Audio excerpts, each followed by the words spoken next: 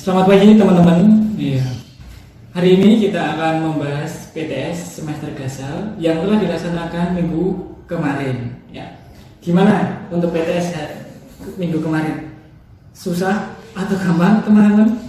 Nah, kalau susah, tolong tingkatkan belajarnya ya. Kalau mudah, tetap harus giat belajar. Nah, setelah itu, kita akan mulai lagi dari soal yang nomor 1 ya teman-teman, tolong diperhatikan dan tolong dikoreksi di rumah untuk soal PTS-nya. Oke, siap. Nomor 1 ya, perhatikan pernyataan berikut ini. 1. Tempat yang berada di muka bumi. Kemudian yang nomor 2, mencakup sebagian atau seluruh muka bumi. Nomor 3, tempat tinggal makhluk hidup. Nah, ada pertanyaan di sini. Pertanyaan tersebut menunjukkan pengertian dari apakah A waktu, B planet, C ruang, D ekosistem. Nah, di sini jawabannya adalah ruang. Kenapa kok ruang? Karena ruang itu merupakan tempat di muka bumi yang di dalamnya terdapat seluruh luas wilayah yang di dalamnya terdapat interaksi antara manusia dengan manusia atau manusia dengan ekosistemnya. Jadi ruang itu menyelimuti seluruh tempat di muka bumi di sini ya. Jadi nomor 1 jawabannya itu A. Kemudian kita lanjut ke nomor yang kedua. Nah, di sini ada pertanyaan yang masih berhubungan dengan nomor 1, yaitu tanpa adanya ruang, maka manusia dan makhluk hidup tidak akan memiliki apa? Tadi kan kita sudah terangin tempat, kemudian untuk berkembang, ya. Selain itu untuk melakukan hubungan antara interaksi manusia satu dengan manusia lain atau manusia dengan ekosistem ya. Jadi di sini ada jawabannya, yaitu A tempat untuk hidup, B penghasilan, C pekerjaan, D perusahaan. Di sini jawabannya yang paling benar itu adalah yang A, karena kita harus mempunyai tempat untuk hidup terlebih dahulu ya. Selanjutnya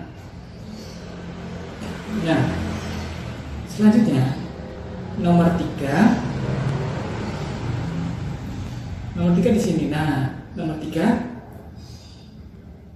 dengan adanya perbedaan estetik ruang di permukaan bumi, maka setiap ruang di sini ada yang jawabnya yang nomor 1 memiliki karakteristik dengan ruang lain atau keterkaitan. Yang B tidak memiliki keterkaitan antar ruang. Yang C tidak bergantung pada ruang lain. Yang D tidak dapat berhubungan dengan ruang lain. Di sini jawabannya yang paling tepat itu yang A, memiliki keterkaitan dengan ruang lain. Kenapa kok bisa? Sebagai contoh gini, kita berada di wilayah daratan rendah, itu di wilayah Solo. Nah, untuk penghasil sayur, kita biasanya mengambil barang dari atau sayuran dari daerah Boyolali yang tempatnya merupakan daerah tinggi, yaitu di daerah Cepogo. Nah, di situ ada perbedaan. Sayuran biasanya itu dapat hidup di daerah wilayah yang tinggi, sedangkan di daratan rendah biasanya sebagai pertanian. Perbedaan antara perkebunan dan pertanian, maka terjadi antara interaksi dari daerah Cepogo mengirimkan sayur ke Solo, kemudian dibeli oleh daerah wilayah Solo, kemudian Solo memberikan uangnya ke daerah Cepogo, atau sebaliknya daerah nelayan ya, atau daerah perairan pantai. Nah, di situ biasanya penduduknya itu mempunyai penghasilan sebagai nelayan, sedangkan di wilayah Solo sebagai pertanian. Contoh di sebelah itu sebagai pertanian padi, sedangkan di daerah pantai itu merupakan penghasil ikan. Nah, saling berkaitan ya, atau keterkaitan, yaitu wilayah pantai itu memberikan ikannya ke daerah Solo, selanjutnya wilayah Solo memberikan hasil berasnya kepada daerah pantai, sehingga saling keterkaitan. Di sini mempunyai arti setiap ruang itu mempunyai keterkaitan antara ruang satu dengan ruang yang lain ya. Oke, selanjutnya kita masuk ke nomor 4 ya. Soalnya sudah berbeda tema. Kota yang ditetapkan sebagai titik awal garis Mediterania, yaitu kota Greenwich, yaitu kota yang membagi bumi seolah-olah menjadi dua bagian atau perbedaan waktu di sini ya. Jadi di sini merupakan kota Greenwich ya. Oke. Selanjutnya, nah, kita akan membahas lagi mengenai tema yang berbeda juga di sini. Untuk soal nomor 5. Nomor 1. Perhatikan pernyataan berikut ini. 1. Proses timbal balik. 2. Bisa mempengaruhi dua pihak atau lebih dalam bertingkah laku. Nomor 3. Terjadinya kontak langsung maupun tidak langsung. Di sini mempunyai pertanyaan seperti pernyataan tersebut menunjukkan pengertian dari A. Ruang, B. Informasi, C. Transportasi, D. Interaksi. Di sini jawabannya yang paling tepat yaitu adalah yang D. Kenapa kok bisa yang D? Karena kita melakukan interaksi kepada orang lain itu harus saling menyapa atau saling bertukar ya, bertukar informasi. Ketika kita menyapa, mereka merespon. Nah, itu merupakan interaksi ya. Paham sampai di sini teman-teman? Nah, setelah itu interaksi itu bisa juga dapat mempengaruhi 2 orang, 3 orang maupun lebih ya. Salah satu contohnya ketika guru mengajar di dalam kelas ya, menerangkan sesuatu ya, contohnya menerangkan peta adalah gambaran permukaan bumi yang diperkecil dengan menggunakan skala yang dituangkan ke dalam bidang datar. Kemudian bagaimana teman-teman, apakah sudah paham? Kemudian siswa menjawab paham pengertian peta. Nah, itu merupakan interaksi yang dilakukan oleh satu orang kemudian mempengaruhi siswa-siswa atau beberapa orang. Nah, selanjutnya interaksi bisa dilakukan langsung atau berhadapan-hadapan, yaitu tatap muka.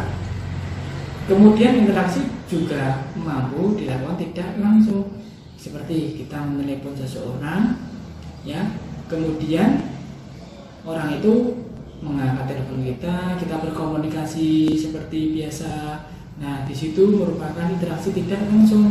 Kita menggunakan alat perantara, yaitu handphone ya. Paham sampai sini teman-teman? Oke. Nah, nomor 5 jawabannya yang D. Kemudian kita lanjut ke nomor 6 ya. Nomor 6. Terdapat ada soal seperti ini. Terdapat wilayah yang satu penghasil sayuran, yang wilayah 2 penghasil ikan. Dari perbedaan wilayah tersebut menunjukkan interaksi sosial yang saling gimana. Wilayah yang mempunyai sayur itu saling mengantarkan ke wilayah yang mempunyai ikan, atau mengantarkan barang produksinya ke wilayah yang mempunyai ikan. Selanjutnya, wilayah ikan memberikan hasil produknya ke wilayah sayur ya. Di sini ada jawabannya. A. Saling menggantikan. B. Saling melengkapi. C. Kesempatan antara. D. Keadaan yang bisa dipindahkan. Di sini terdapat perbedaan potensi tadi yang awal sudah saya terangkan ya. Ada perbedaan potensi wilayah A dan wilayah B. Wilayah A mempunyai potensi penghasil sayur, sedangkan wilayah B penghasil ikan. Wilayah A memberikan sayurnya ke wilayah B, kemudian wilayah B memberikan ikan ke wilayah A. Di sini terjadi interaksi yang saling melengkapi ya. Jadi jawabannya yang paling tepat itu yang B. Kita lanjut lagi. Nah, di sini kita akan membahas mengenai faktor yang mempengaruhi terjadinya atau yang melancarkan interaksi. Ya, ada soal nomor 7. Berikut ini adalah yang kegiatan yang dapat dilakukan pemerintah untuk mempermudah transfer barang kebutuhan pokok dari wilayah satu ke wilayah yang lain. Ada jawabannya sebagai berikut. A. Membangun sekolah dan universitas berstandar internasional. Yang B. Membangun jalan, jembatan, pelabuhan, bandara di seluruh wilayah Indonesia. Yang C. Membangun rumah sakit dan puskesmas sampai daerah yang terpencil. Yang D. Membangun industri dan pertanian untuk memenuhi kebutuhan masyarakat Indonesia. Jawabannya di sini berkaitan tentang transfer barang. Transfer barang itu artinya berpindah barang dari wilayah satu ke wilayah yang lain. Contoh, ini ada wilayah A tadi, penghasil sayur, ini wilayah B. Bagaimana mereka melakukan transfer barang ya dari wilayah A wilayah B ya. Jika fasilitas transportasinya itu terkendala, itu akan mempengaruhi lama waktu pengantaran, nomor 1. Yang nomor 2 berkaitan tentang biaya transport yang akan digunakan lebih mahal. Yang nomor 3 juga barang yang akan diberikan itu akan cepat mudah rusak ya.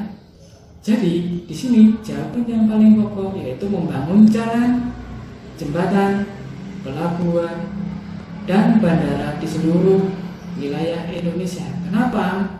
Karena ketika kita memindahkan barang dengan adanya fasilitas seperti jalan, jembatan, pelabuhan, bandara, itu akan lebih mudah diakses ya.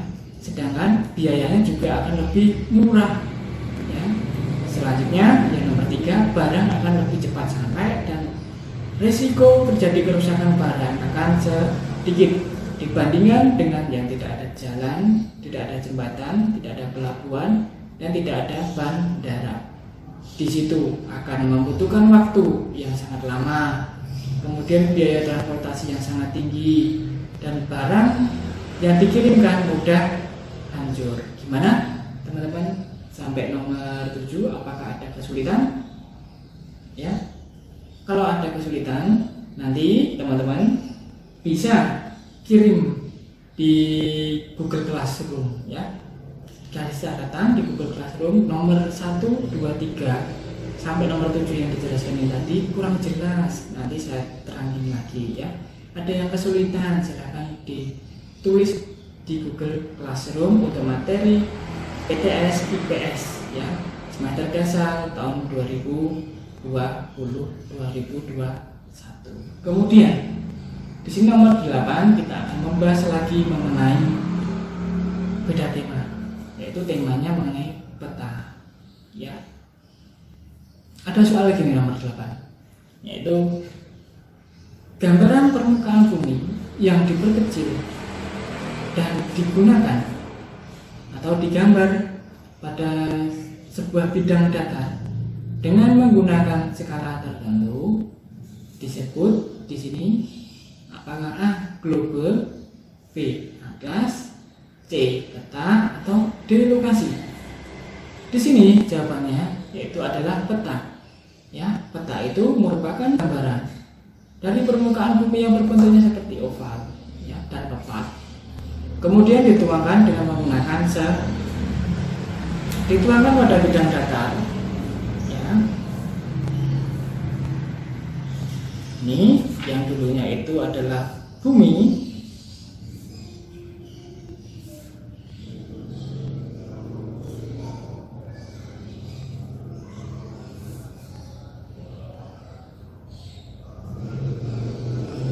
Nah, di sini, ini kita perhatikan dulu teman-teman. Ini kan bumi, kemudian digambar. Ini kan bentuknya oval maupun bulat yang seperti agak pepat. Kita gambar di sini pada bidang datar. Bidang datar itu berupa kertas. Ya, di sini dengan menggunakan skala, ya, skala tertentu. Dalam penulisan skala biasanya ditulis skala 1 banding 2000. Nah, skala banding 2000 di sini dapat diartikan adalah setiap 1 cm di peta, ya, itu akan mewakili, kita hitung dulu, kilometer, hektometer, diameter, meter, desimeter, dan sentimeter. Di sini satu ini merupakan perbandingan. Setiap 1 cm di peta kita ubah 20, kita ubah ke meter. 1, 2, naik 10, naik 1 lagi jadi 100, kita bagi 100 jadi 20 meter. Jadi setiap 1 cm di peta itu mewakili 20 meter di kenyataan atau di daerah sesungguhnya atau jarak sesungguhnya di sini, ya. Oke teman-teman, jadi itu ada gambaran permukaan permukaan bumi yang diperkecil dengan menggunakan skala yang dituangkan pada bidang datar, itu namanya peta, ya. Paham sampai sini teman-teman? Oke. Selanjutnya nomor 9 masih tema yang sama, yaitu adalah tema peta juga. Berdasarkan bentuknya dapat dibagi menjadi berapa peta, yaitu yang pertama peta timbul, yaitu peta yang menggunakan bentukan dari kertas yang berupa 3 dimensi, ya. Peta dasar itu atau peta datar itu berupa gambaran kertas saja di sini, ya. Selanjutnya peta digital itu merupakan peta yang masih berupa elektronik, yaitu peta yang masih dalam bentuk gambar dalam sebuah bidang aplikasi tertentu ataupun dalam sebuah dunia digital, itu namanya peta digital. Nah, oke. Nomor selanjutnya nomor 10 masih mengenai peta, ya. Secara astronomis Indonesia terletak di antara di antara 6 derajat lintang utara sampai 11 derajat lintang selatan, kemudian 95 bujur timur sampai 141 bujur timur. Nah, apa yang dimaksud dengan lintang dan dengan bujur, ya? Oke.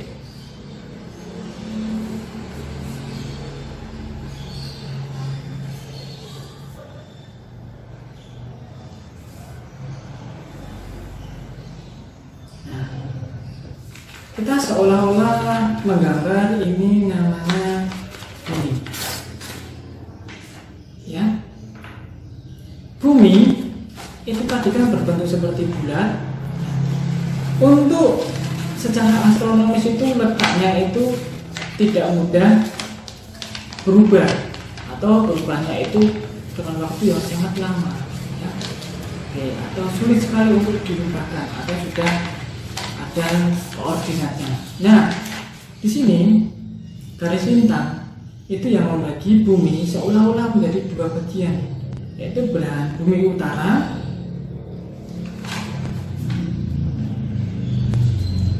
dan selatan. Ini namanya lintang, ya. Tetapi untuk garis bujur itu seolah-olah membagi bumi itu menjadi dua bagian, yaitu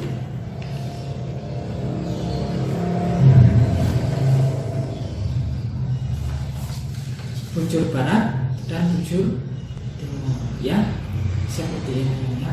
Jadi nanti teman-teman, perbedaannya kalau lintang itu datar membagi bumi seolah-olah menjadi dua bagian, yaitu bumi utara dan bumi selatan.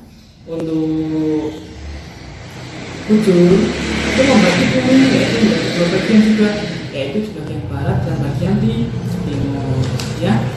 Astronomi Indonesia terletak di antara 6 derajat bintang utara sampai 11 derajat bintang selatan dan 95 bujur timur dan sampai 141 bujur timur. Nah, itu kita lanjut lagi ke nomor 11.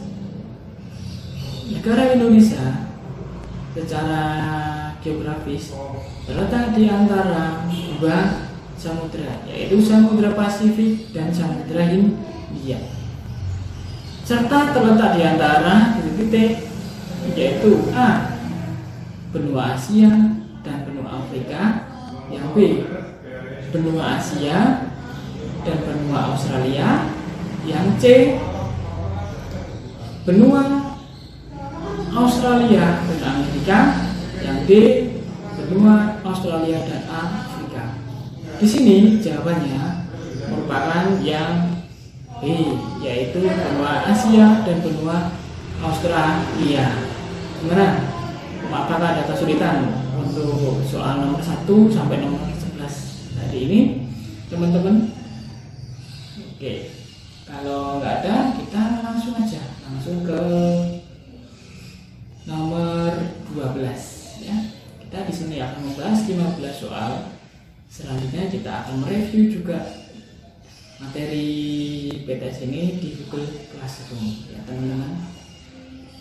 Berikut ini yang bukan nomor 12, berikut ini ada bukan fungsi hutan, yaitu A. ini mengenai sumber daya alam, A. menyimpan air hujan, B. mencegah erosi, C. menghasilkan oksigen, D. menghasilkan bahan kebutuhan pokok, ya. Untuk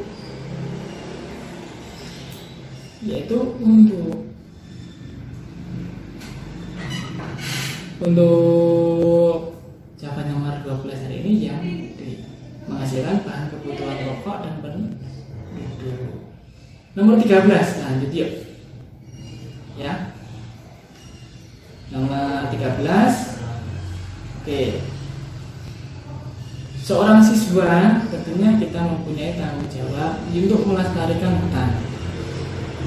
Di antara bentuk kegiatan berikut yang bisa kita lakukan sebagai siswa dalam menjaga ekosistem hutan adalah apakah A. menghemat penggunaan kertas, ikut menjadi polisi hutan, membakar area hutan yang akan dijadikan lahan pertanian, atau yang D. tidak menebang kayu secara berlebihan. Nah, di sini jawaban yang paling tepat yaitu adalah yang A, yaitu menghemat penggunaan kertas. Kenapa kok bisa menghemat penggunaan kertas? Karena bahan baku utama kertas itu adalah kayu. Semakin banyak kita menggunakan kertas tanpa ada gunanya atau sembarangan, semakin banyak pula hutan yang kita dapat. Satu. Di sini selain itu, semakin banyak kita menggunakan kertas tadi udah, semakin banyak kita menggunakan barang plastik, ya. Barang plastik berupa kantong plastik, kemudian yang menggunakan botol plastik, ya, itu akan lebih cepat untuk menimbulkan polusi, apalagi kita bakar, ya.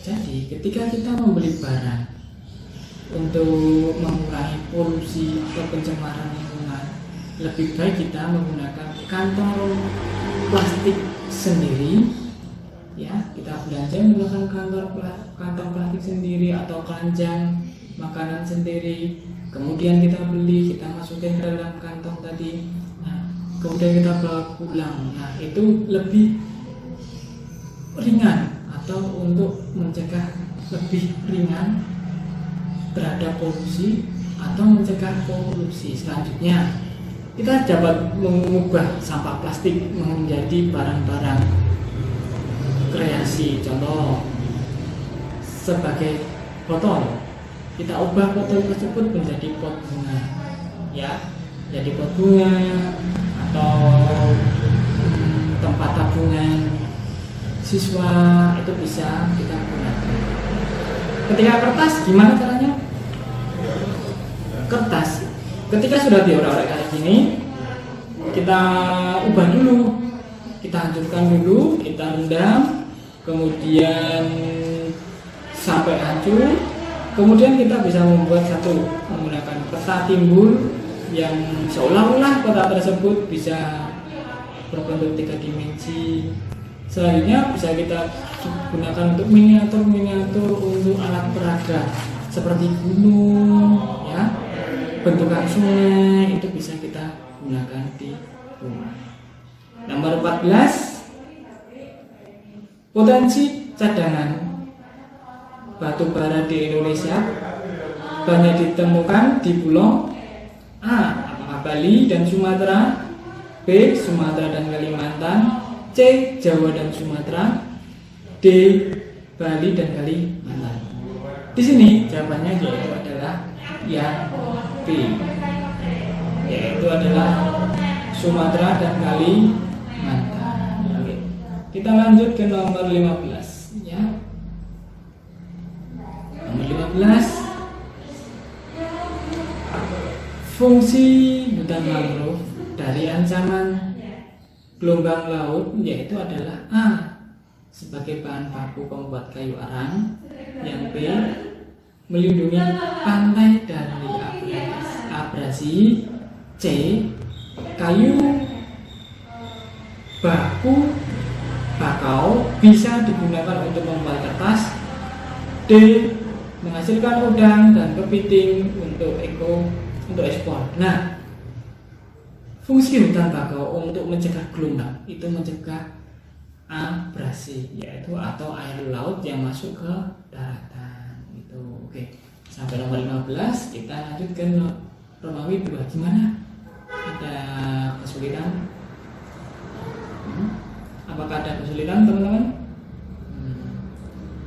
Kalau ada kesulitan, teman-teman silakan untuk memberikan saran di Google Classroom sesuai dengan kelasnya, ya. Di materi IPS, ya, kita buka Google Classroom, kita cari kelas kita, kemudian kita cari materi IPS-nya, kita ketik di situ. Ada kesulitan di nomor contoh nomor 1, ya. Ada kesulitan di nomor 2, minta penjelasannya yang lebih. Nanti kita akan memberikan review di Google Classroom juga, ya. Bisa kita melalui mengolah video lagi, kemudian kita memberikan materi secara tertulis menggunakan gambar, ataupun kita melalui telepon video call, ya, sehingga kita bisa lebih tatap muka, tetapi melalui telekonferensi atau menggunakan video call, ya. Kita masuk ke Romawi 2, ya. Jelaskan yang dimaksud dengan interaksi ruang.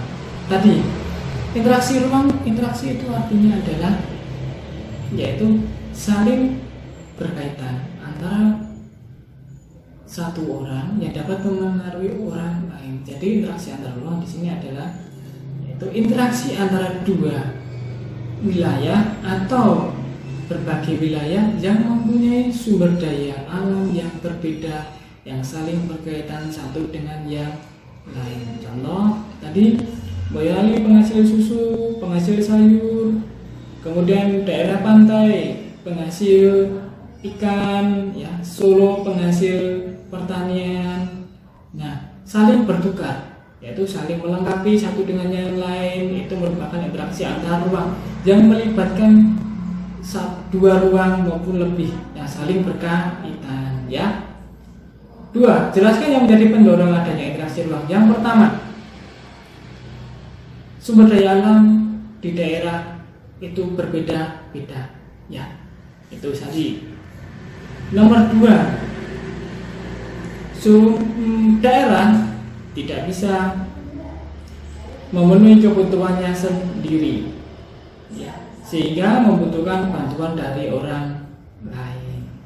Yang nomor 3, ya, karena kita harus saling menjaga komunikasi antara wilayah satu dengan wilayah yang lain sehingga terjalin hubungan yang baik.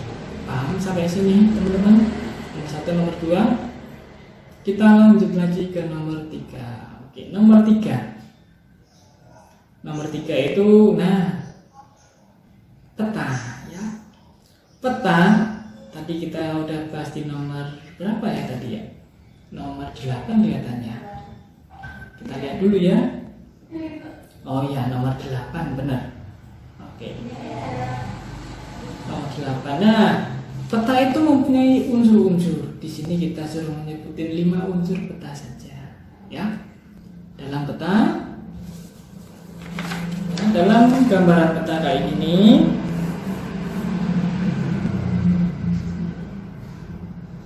ada unsur-unsur petanya. Nomor 1 kita sebutin 5. Yang 1 pasti harus ada judul peta. Kenapa harus ada judul peta? Karena peta yang kita petakan itu harus ada namanya atau ada nama daerahnya tertentu, ya. Jadi harus pasti ada judulnya. Contoh peta Kabupaten Boyolali, peta Kabupaten Sukoharjo. Jadi yang kita gambarkan harus daerah Kabupaten Boyolali atau daerah Kabupaten Sukoharjo, karena judulnya peta Kabupaten Boyolali dan peta Kabupaten Sukoharjo. Masa peta Kabupaten Boyolali kita gambar peta Kabupaten Klaten? Ya nggak bisa. Jadi judul itu akan mewakili gambaran peta yang akan kita gambar. Nomor 1. Nomor 2, harus ada